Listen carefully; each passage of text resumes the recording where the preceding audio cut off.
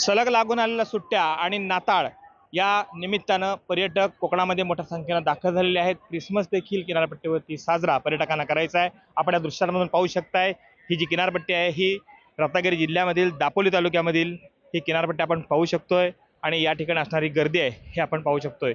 मुरुडची किनारपट्टी ही विशेष लक्षवेधी आहे। स्वच्छ किनारपट्टी म्हणून पर्यटक या ठिकाणी या किनारपट्टीला अधिक प्राधान्य देत असतात आणि म्हणूनच या किनारपट्टीवरती अशी गर्दी असते।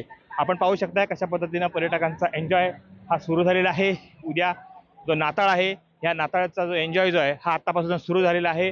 मोठ्या उत्साहात कोकणच्या किनारपट्टीवरती क्रिसमस साजरा केला जातो आणि म्हणूनच विविध ठिकाणचे पर्यटक कोकणामध्ये येत असतात। विशेषतः सर्व किनारपट्ट्या आहेत त्या फुल असतात आणि मुरुडची किनारपट्टी आहे ही अधिक लक्षवेधी असते। स्वच्छ किनारपट्टी म्हणून या ठिकाणी पर्यटकांना ही किनारपट्टी भुरळ पाडत असते आणि म्हणूनच या किनारपट्टीवरती प्रचंड मोठ्या प्रमाणात गर्दी आहे। आज सकाळपासून सुरू झालेली गर्दी मोठ्या प्रमाणात पाहायला मिळते।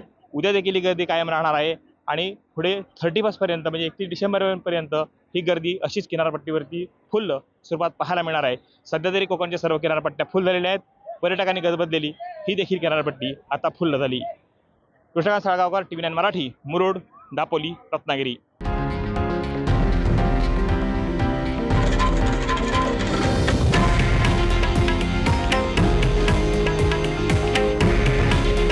हे आहे देशातील नंबर 1 न्यूज नेटवर्क आणि आपण पाहत आहात TV9 मराठी।